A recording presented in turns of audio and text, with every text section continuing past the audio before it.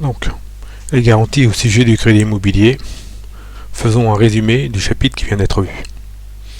Quel peut être l'objectif poursuivi avec une garantie de crédit? Alors, les garanties ont comme fonction de prémunir le prêteur contre les conséquences liées à la survenance d'événements imprévus, tels que la perte d'emploi, une séparation. Voilà. Ça, on ne peut pas le prévoir au moment de l'analyse de la solvabilité. Ça vient a posteriori du déblocage des fonds. Elle ne remplace pas donc une solvabilité précaire et ne se substitue donc pas à un endettement excessif. C'est pas parce que le dossier serait borderline qu'on doit attendre le CAMCA, Crédit Logement, une réponse qui permettrait de s'engager. Du tout. Les garanties.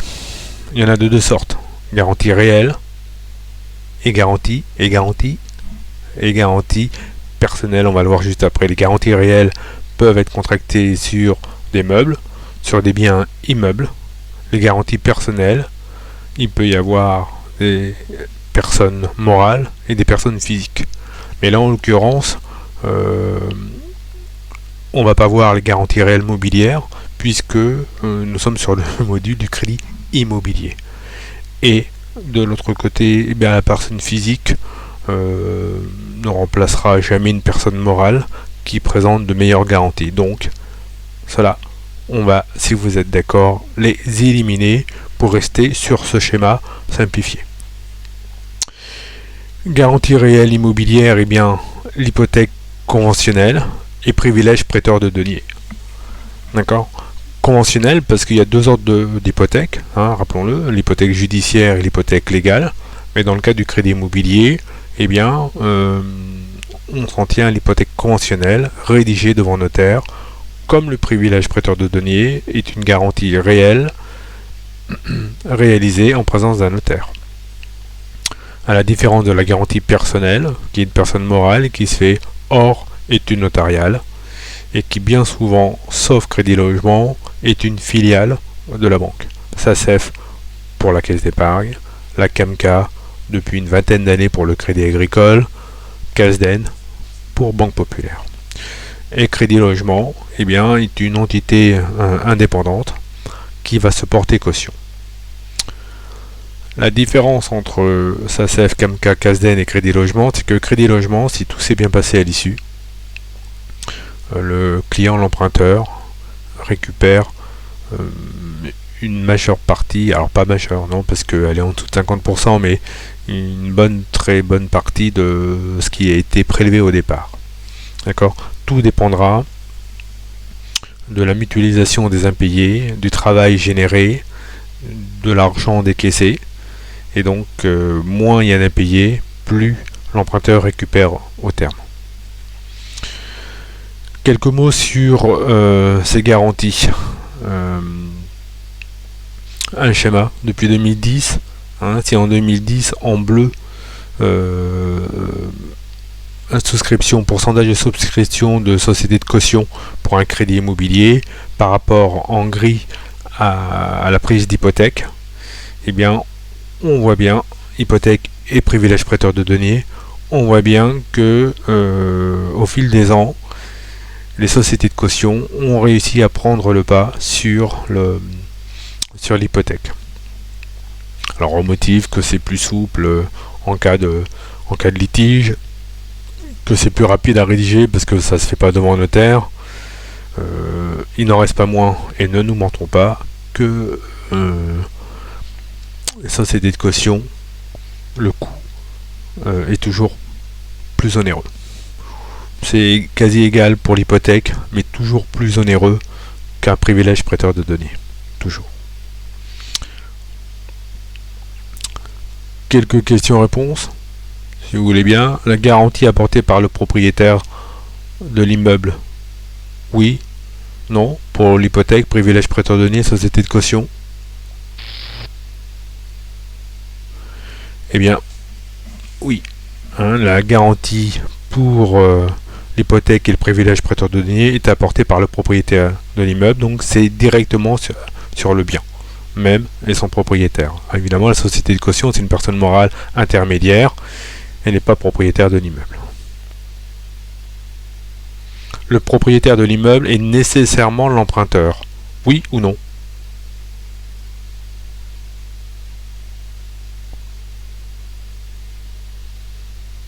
Eh bien, non. Non, évidemment pour l'hypothèque, hein, ça peut être une garantie déplacée. Hein, les parents peuvent avoir un bien financé, totalement payé, et l'apporter en garantie, certaine, réelle, pour la banque, pour l'acquisition d'un bien des enfants. C'est possible. Alors que pour le privilège prêteur de données, non. C'est automatiquement le propriétaire de l'immeuble qui est emprunteur. Automatiquement. Non concerné pour la société de caution, pour ce qu'on a dit déjà tout à l'heure. Troisième question. Est-ce qu'une hypothèque PPD peut garantir un achat en VFA? Selon vous?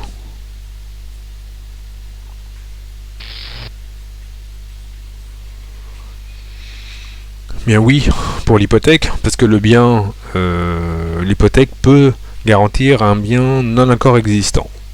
Là, on a mis non pour le privilège prêteur de deniers, parce que vente en état futur d'achèvement, on peut considérer que là, il n'est pas construit. Mais il peut y avoir des invendus, hein, même si aujourd'hui tout se vend bien. Une vente en VFA, le bien pourrait avoir été totalement construit, et là, ça s'assimilerait à une vente à terme. Donc, un acquéreur et emprunteur qui arrive quand le logement, combien même estampillé VFA, est érigé, eh bien, peut prétendre à un privilège prêteur de deniers. Société de caution mutuelle, oui, sans difficulté. Prochaine question. Frais de main levée au terme du remboursement du crédit? Oui, non, ça, c'est, on le sait, hein, c'est,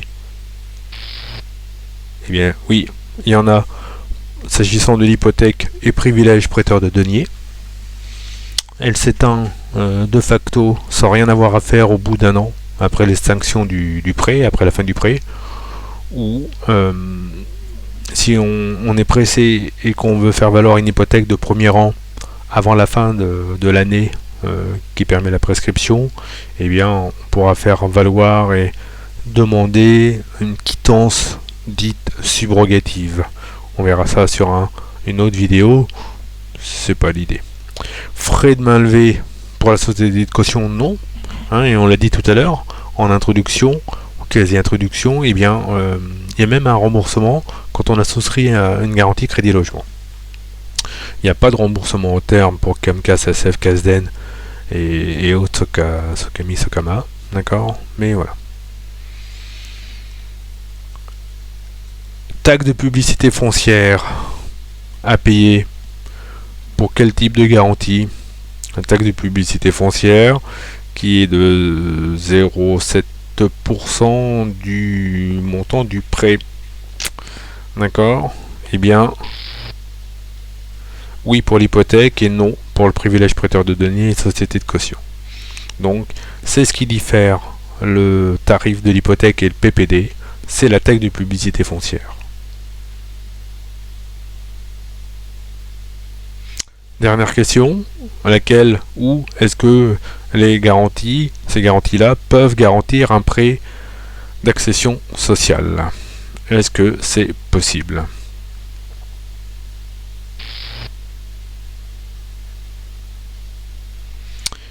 Oui, pour l'hypothèque. Oui.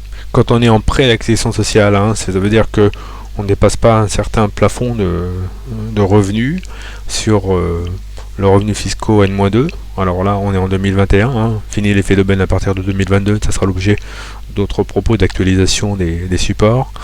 Mais quoi qu'il en soit, jusqu'à la fin de cette année 2021, eh bien, oui, hein, l'hypothèque garantit automatiquement le prépasse. Ça ne peut pas être privilège prêteur de deniers et non plus société de caution.